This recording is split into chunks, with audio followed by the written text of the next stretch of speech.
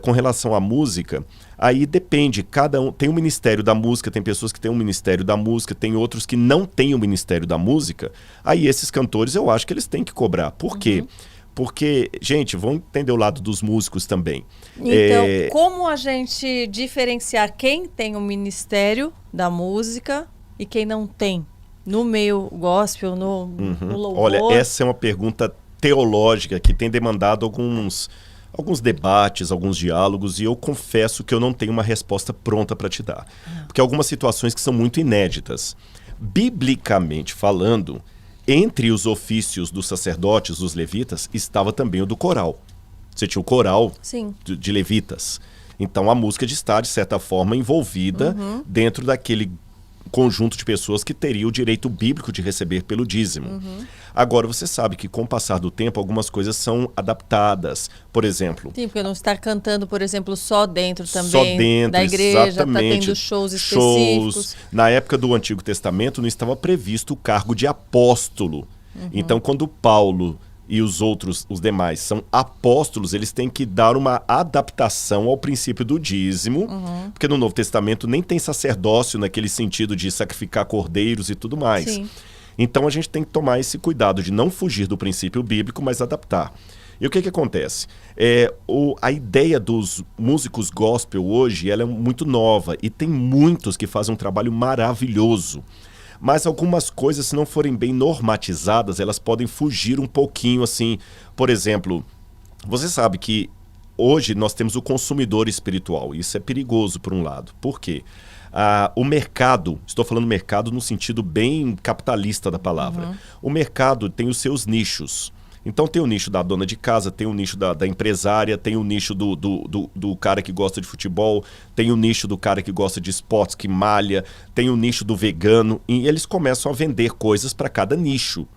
E entre esses nichos descobriram um nicho novo, o crente, o consumidor espiritual. Então muitas pessoas jogaram esse nicho no mercado não com o intuito de ir e pregar o evangelho, mas para ele é apenas mais um consumidor, mais um cliente. E aí começam a fazer algumas coisas que começam a beirar aquilo que Paulo chamou de mercadejar a palavra de Deus. Uma palavra forte, mercadejar quer dizer vender a palavra de Deus. Lembremos que Jesus um dia pegou um chicote e fez um estrago lá nos vendilhões do templo. A gente tem que tomar cuidado com isso. Então, em que pese o fato de que há músicos que fazem um trabalho extraordinário, maravilhoso, há aqueles que querem apenas aproveitar a onda midiática. Eu quero ser famoso no meio evangélico e vou produzir coisas para os evangélicos consumirem também. Então, a gente tem que tomar cuidado com isso. Os pregadores também não estão isentos disso, de eu deixar de ser um pregador da palavra de Deus para ser apenas um palestrante de autoajuda. Há uma diferença entre ser um pregador e um palestrante de autoajuda. Agora, isto colocado, eu acho que as igrejas têm que normatizar quais seriam os critérios para considerarmos um músico, um ministro de louvor, ou um músico apenas um cantor gospel, que para mim não são sinônimos perfeitos. E às vezes não há nenhum demérito em ser apenas um cantor gospel. Às vezes a pessoa fala, não, eu quero ser um cantor e vou viver da minha música. Eu coloco lá no Spotify e ganho dela. Agora, uma notinha de rodapé. Devemos também ter um pouquinho de paciência com os músicos e não só paciência, essa talvez não seria a palavra mais apropriada, de consideração pelo seguinte. Eu acabei de falar que quando eu sou convidado para ir a uma igreja Assembleia de Deus, batista, presbiteriana e tudo mais, muitas eu não atendo, é por problema de agenda. É por problema de agenda, que minha agenda é muito lotada. Eu não cobro para ir. Eu não cobro para ir. Mas eu posso me dar ao luxo de não cobrar para ir. Por quê? Por causa do que eu falei anteriormente. Todo salário vai lá caindo na minha conta. Quer eu pregue na Assembleia de Deus ou não, o meu salário está caindo ali. Agora, o cantor não. Ele não tem uma igreja por detrás dele que o banque.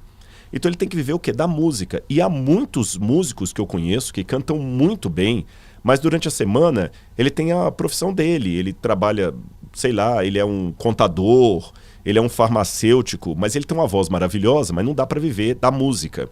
Então no sábado e domingo ele sai para cantar nas igrejas. E muitos irmãos, talvez na simplicidade, falam assim, nossa, você canta tão bem, minha filha vai casar, você pode ir lá cantar? Vamos pensar um pouquinho, irmãos, principalmente para as mulheres. Não é questão de vaidade. Você vai num casamento cantar. Vamos supor que você cante agora, Karina. E você vai num casamento cantar. Aí todo mundo tá tirando foto com você ali, porque você é Karina, famosa, cantora e tudo mais. E tá postando nas redes sociais. Aí eu achei lindo, você vai cantar no meu casamento. Você não vai com o mesmo vestido. Você tá entendendo? Você não vai com o mesmo vestido. Você não vai chegar lá e correr o risco de ter um microfone com uma caixinha de abelha. Você tem que levar o equipamento de som. Para levar o equipamento de som, tem que ter o operador de som. Tem uma equipamento estraga. né? Isso aqui, pessoal, é muito caro. Esse negocinho preto que tá aqui na minha frente, alguns custam o preço de um carro. Aí você coloca lá, quebra um cabo, tem um acidente. Aí o pessoal acha que só vai dar gasolina pro seu carro, um pianista, você tá entendendo? São treinos, então eu acho que a gente deveria valorizar um pouquinho mais. Então o que eu disse a respeito do meu ministério não vale para os músicos que não recebem do dízimo. O Rodrigo você pode chamar e pode pagar só as despesas dele de ir em um hotel para ele ficar com a esposa. E tá tudo numa boa. E se não me der nenhuma camisa, tá tudo em paz. Mas, como eu falei, a igreja adventista paga o meu salário, mas o músico não tem isso. Então vamos abençoar mais os músicos, porque o equipamento quebra, ele que vai ter que comprar. A pessoa que está na cabine de som, que vai trabalhar ali também. Se você quer uma coisa bonita, então vamos honrar, tá certo? Eu não acho nenhum problema nesse sentido. E, por exemplo, uma pessoa que ela não trabalha na igreja, ela é cristã, ela tem uma loja de roupa. E ela resolve começar a ter roupas com frases de Jesus e tal. Isso é considerado ruim porque ela está usando do mercado do público cristão? Ela teria que... Ou abdicar desse tipo de coisa, né? Ou abdicar, ou de que... Fica confuso um pouco Entendo. isso, né? Eu acho que a diferença... Sendo que é algo que ela mesma usaria, Exatamente. que ela gostaria de ter, que ela acha que ela está levando a mensagem de alguma forma. Depende da intenção disso. Vou até colocar diferente. Se eu responder que não, que é errado, eu vou até criar um problema ético mais sério ainda. A igreja faz um congresso. Vamos pôr lá, vamos fazer um congresso para a juventude, mas vamos tipo, chamar... é algo que só a igreja pode fazer? Não. Ou a pessoa... A pessoa pode, mas eu estou colocando justamente, né? para piorar isso. Eu proíbo o irmão piora, de ter a não. loja. Só para provocar o pessoal. Eu proíbo o irmão de ter a lojinha das camisetas lá. Mas aí a igreja vai fazer um congresso, e o título do congresso é Unidos com Cristo. E eu quero todo mundo com a camiseta, Unidos com Cristo. Deve pedir para a Aí fábrica eu vou pedir para a fazer. fábrica fazer? Sendo que eu poderia... Eu acho que não há problema nenhum. A diferença é o seguinte, a diferença entre veneno e remédio é uma questão de dosagem. Eu acho que se você faz a coisa de maneira lícita, se você faz uma coisa de maneira ordenada, ética, profissional, com honra, fugiu a palavra aqui, com honestidade, não há problema nenhum. Então vamos supor, olha, o meu segmento aqui, vou dar vários exemplos. A gente falou da camiseta, mas eu posso dar vários. Eu tenho uma livraria.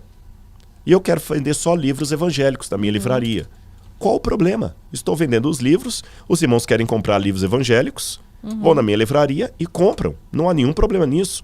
O outro quer fazer a camiseta. Ou uma estilista. Vamos supor que uma mulher ela é estilista, ela se converte e ela fala assim, gente, eu percebi uma coisa, não levem a mal não, mas eu sou estilista de modas, eu entendo de moda.